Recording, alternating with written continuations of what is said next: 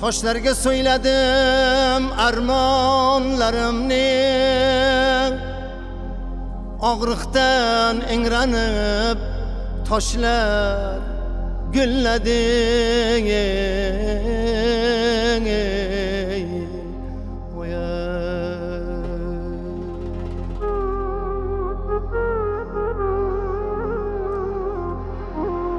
Tog'larga söyledim alamlarimni,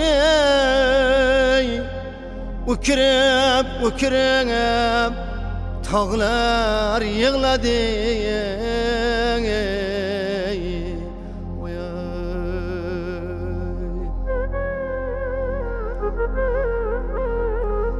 Osmonga söyledim yurak dardimni, osmon qilib boshimga tushdi. Odamga söyledim hasratlarimni, tosh yurak odamdan sado chiqmadi.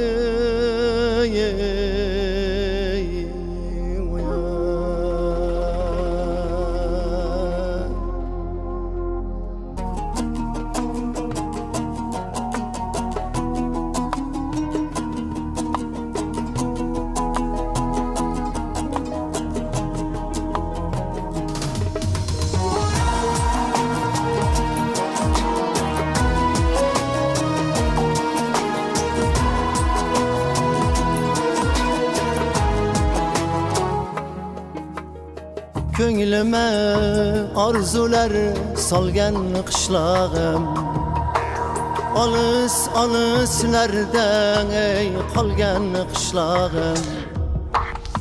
Ko'nglime arzular solgan qishlog'im, olis olislardan qolgan qishlog'im. Kelib qolarmiding her seher her şam, közleri yolumda tolgan qishlog'im. Kelib qolarmiding her seher her şam, közleri yolumda tolgan qishlog'im. Mening maksadımdan ko'nglim ko'p to'g'dir, armon nishoniga tekmagan o'qdir. Mening maksadımdan ko'nglim ko'p to'g'dir, armon nishoniga tekmagan o'qdir. Orzuning izmidan hamon hayotiman, lekin bu yo'llarining adog'i yo'qdir. Orzuning izmidan hamon hayotiman, lekin bu yo'llarining adog'i yo'qdir.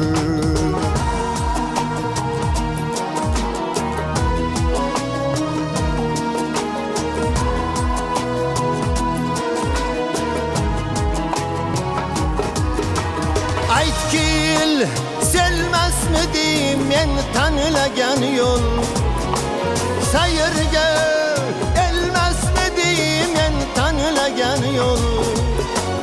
Aytkil selmasmidim men tanlagan yo'l, sayrga elmasmidim men tanlagan yo'l.